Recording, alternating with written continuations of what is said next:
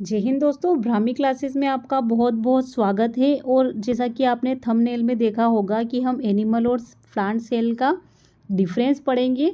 और यहाँ पर हम सिर्फ 2-4 डिफरेंस नहीं लाए हैं, बहुत सारे डिफरेंस लाए हैं ताकि एग्ज़ाम में आपको अच्छे खासे डिफरेंसेस याद आ जाए और आप लिख पाएँ।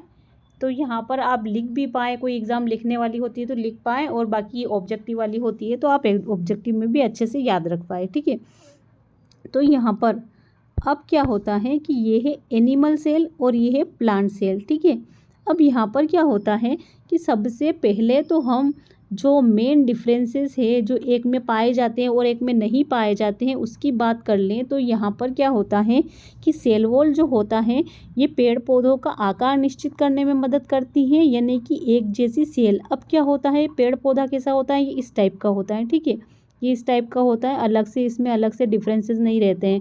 तो यहाँ पर क्या होगा, सेल वॉल पाई जाएगी। अब क्या होता है, एनिमल सेल में सारी सेल की साइज शेप अलग अलग रहता है। तो इसमें साइज शेप में क्या होता है, जैसे किसी की ये आँख की हो गई, ठीक है, ये नाक हो गया, तो सारी चीज़ों में ये अलग अलग होता है। तो इसीलिए यहाँ पर एनिमल सेल में सेल वॉल नहीं पाई जाती है और प्लांट सेल में पाई जाती है।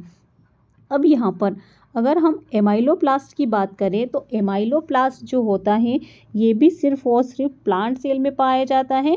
यहाँ पर ये प्लास्टिड का ही एक रूप होता है, ठीक है, एक टाइप होता है। तो ये यहाँ पर प्लांट सेल में पाया जाता है, जैसा कि हमने पढ़ा था, आपको याद होगा।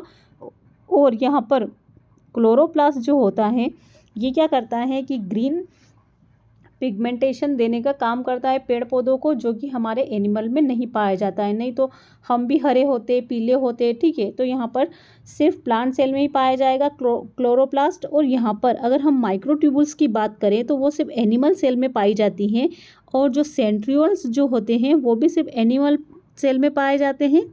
तो ये चीज़ें, ये डिफरेंस वाली, एकदम अलग अलग डिफरेंस वाली चीज़ें हैं। अब यहाँ पर क्या होता है कि राइबोसोम की बात कर लें तो राइबोसोम भी दोनों में पाया जाएगा, यहाँ पर जो प्रोटीन संश्लेषण का काम करता है। ठीक है, और यहाँ पर लाइसोसोम जो होता है, लाइसोसोम भी यहाँ पर दोनों में ही पाया जाता है। लेकिन क्या होता है कि यहाँ पर लाइसोसोम हमने पढ़ा था कि इसमें हाइड्रोलाइटिक एंजाइम पाए जाते हैं जो किसी फॉरेन पार्टिकल को गलाने का काम करते हैं, और अगर कोई एनर्जी मॉलिक्यूल आ गया तो ये इसको छोटे छोटे टुकड़ों में तोड़ देता है।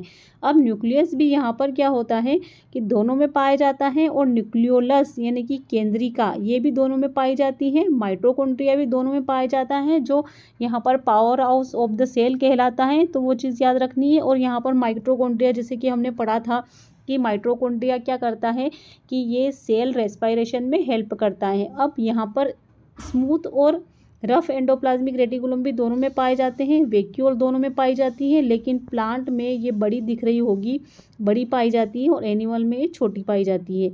और पराक्सीसोम जो होता है ये भी दोनों में पाया जाता है। गोल्जी अप्रेंटिस, जिसे गोल्जी बॉडी कहते हैं, वो भी दोनों में पाई जाएगी। और सेल मेम्ब्रेन भी यहाँ पर दोनों में पाई जाती है।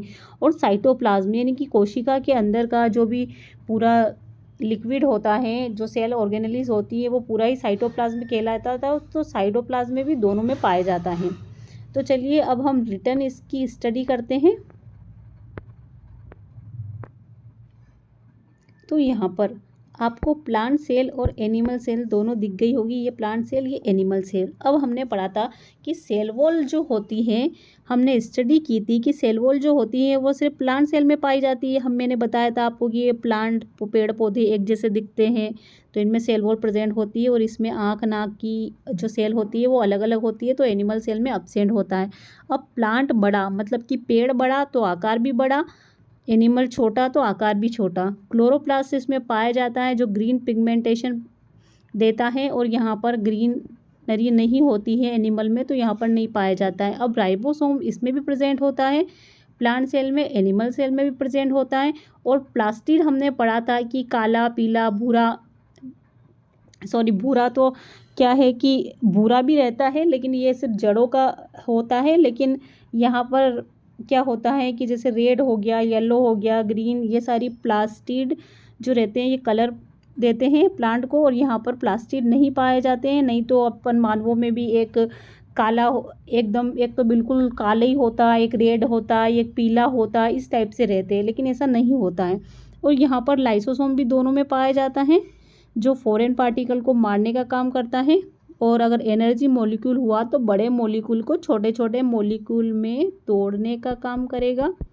और ऑटोट्रॉफ्स मतलब कि प्लांट अपना भोजन खुद बनाते हैं और एनिमल अपना भोजन खुद नहीं बनाते। अब आप सोच रहे होंगे कि यार हमारी मम्मी तो उनका खुद का भोजन खुद ही बनाती है, लेकिन वो बाहर से चीज़ें लेते हैं तभी बनता है ना। जैसे पानी बाहर से लाए, सब्जियां भी बाहर से लाए, और इनको क्या करता है, पेड़ पौधों का क्या होता है कि इनको चल के कोई चीज़ बाहर से लाने की ज़रूरत नहीं पड़ती है। ये एक ही स्थान पे खड़े रहकर ये अपना भोजन खुद ही बना लेते हैं, ये कहीं से कुछ लाते नहीं है। ठीक है।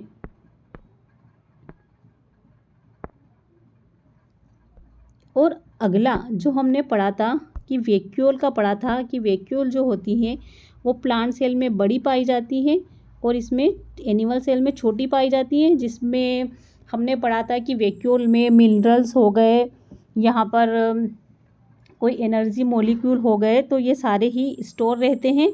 और यहाँ पर प्लांट सेल की बात करें तो यहाँ पर स्टोर फूड के रूप में स्टार्च रहता है। क्या रहता है? स्टार्च रहता है, जो यहाँ पर रूट में स्टोर रहता है। और यहाँ पर स्टोर फूड के रूप में ग्लाइकोजन स्टोर रहता है एनिमल में या मानवों में। मानव भी एनिमल में ही आते हैं।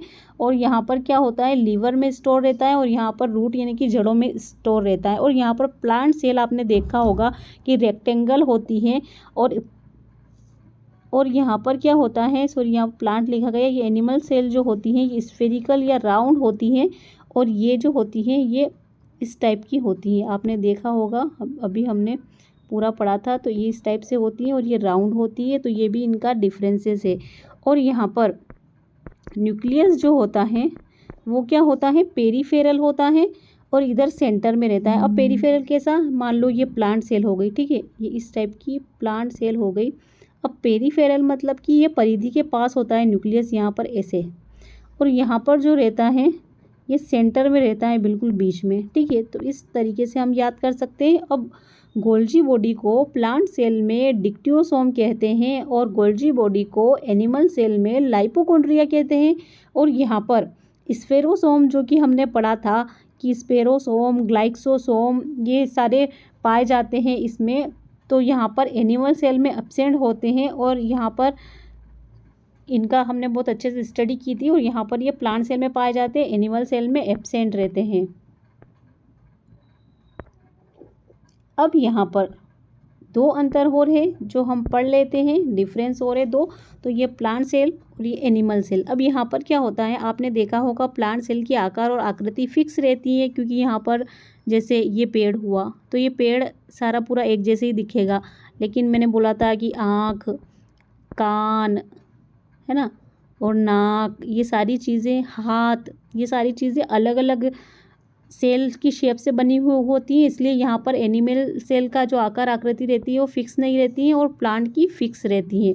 और यहाँ पर अगर हम सेंट्रोसोम की बात करें तो सेंट्रोसोम और सेंट्रियोल दोनों ही यहाँ पर प्लांट सेल में नहीं पाए जाते हैं। और सेंट्रोसोम और सेंट्रियोल जो होते हैं वो एनिमल सेल में पाए जाते हैं, जैसा कि हमने पिछले वीडियो में भी पढ़ा है। तो यहाँ पर आप प्लेलिस्ट में भी जाके देख सकते हैं, हमने पिछली वीडियो भी यहाँ पर डाल रखी है, तो आप देख सकते हैं। तो यहाँ पर अगर आपको कंटेंट पसंद आए, चैनल पर वीडियो पसंद आए, तो यहाँ पर आप लाइक कीजिएगा, शेयर कीजिएगा, सब्सक्राइब कीजिएगा। Thank you.